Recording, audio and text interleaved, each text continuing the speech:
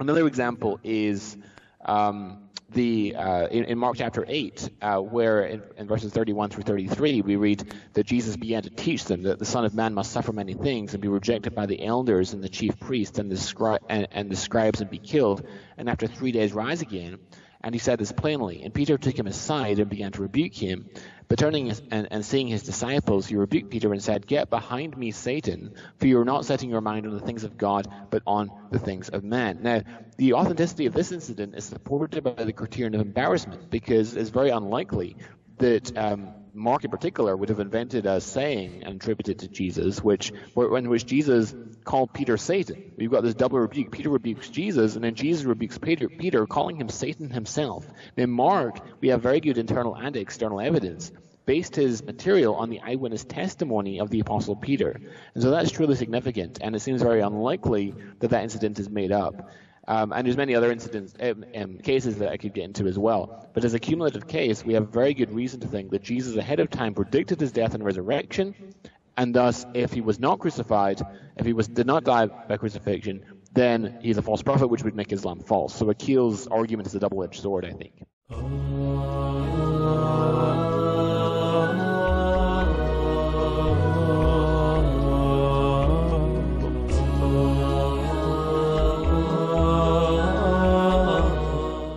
Muslims accept Jesus as a prophet, yet repeatedly Jesus himself spoke of his impending death at the hands of the Jewish leaders in Jerusalem. For example, in Mark chapter 8, verses 31 through 32, "And he began to teach them that the Son of Man must suffer many things and be rejected by the elders and the chief priests and the scribes and be killed, and after 3 days rise again." And he was stating the matter openly. Gospel of Mark, considered by many to be the earliest, very clearly, this is Jesus teaching that the Son of Man must suffer many things and be rejected and be killed, and after 3 days rise again. Regarding Jesus predicting his death, many scholars such as Kurt Aland, in his book, The Gospels Were Reconsidered, they doubt that Jesus made these predictions, because in Luke chapter 24, when the women tell the disciples regarding Jesus' body not being there, Peter calls it nonsense. And then when he goes to the tomb, he looks around and then he wonders to himself, what happened? Didn't he know that Jesus had called him Satan for rejecting that he's going to die? He rebuked Peter and said, "Get behind me, Satan." Didn't he know that Jesus had called him Satan for rejecting that he's going to die?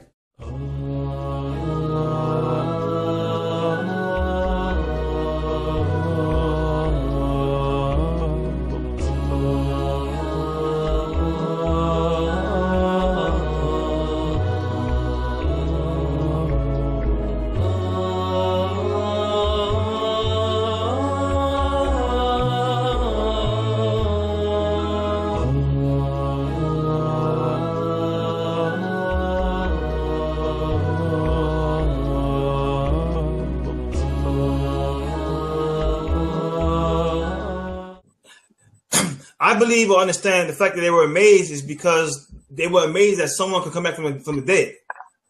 So they said, if he's alive and we thought he died, anyone would be amazed. But the point being, if Jesus prophesied his resurrection, they should not be amazed. And one disciple said that the language was foolish for Mary to even come with this. Like, this is foolish talk. They didn't even believe it. Like, it's nonsense. So if I tell you tomorrow I'll be at your house, and then tomorrow I'm at your house, why would you be surprised? If I told you, I'm going to be there. If Jesus said I'm going to return after I'm killed and resurrect and rise again, why would they be surprised that he's raised? They didn't see the resurrection. There's no actually at all witness for the resurrection itself. They were amazed, according to the story, of a man who's supposed to be dead to be alive. But why would they be if he prophesied about him resurrecting? It doesn't make any sense.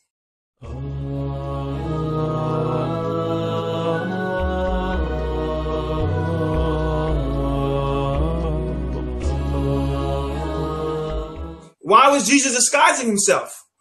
Why didn't the disciples recognize him? He was with the disciples for over half a day, and they didn't know who he was. Mary Magdalene thought he was a gardener. He was disguised as a gardener.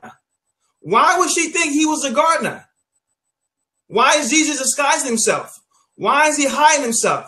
Why are the companions or the disciples not recognizing who he is? And if he had conquered death, wouldn't it be most fitting for him to go to town and say, listen, you tried to kill me, or you did kill me. I told you I will rise in 3 days, and here I am.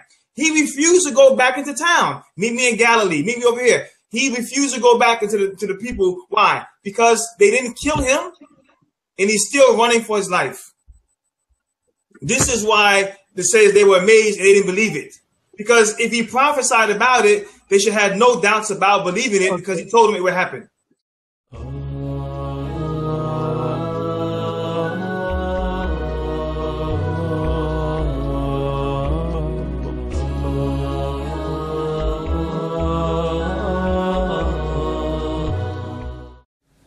Jesus prayed to be saved from the cross in the first place. Remember, Dr. White mentioned that Jesus said to his disciples that I will be taken up in Jerusalem, I will be beaten, and I will be killed. So he knew he's already going to be raised from the dead. Yet he prayed to God to be saved from the cross in the first place. In fact, John Calvin actually mentions that this is what Jesus meant. And John Calvin actually starts talking about how could Jesus pray for something that's against God's decree. So since Jesus prayed to be saved from the cross in the first place, and Jesus said in John chapter 11 that God always answers my prayers, then Hebrews 5:7 is a clear-cut tradition that Jesus' prayer was saved. Robert Price mentions in his book, The Shrinking Son of Man, that this could be an early tradition of a passion narrative where Jesus actually survived. Not only that, like Raymond Brown mentions, the wording of Hebrews chapter 5, verse number 7 is based on Psalms 116, which I quoted all the evidence there. It was all there on the slides. Dr. White can't see it. And for every psalm I put there, I put a Christian commentator at the bottom that said this psalm speaking about somebody who comes close to dying but doesn't actually die.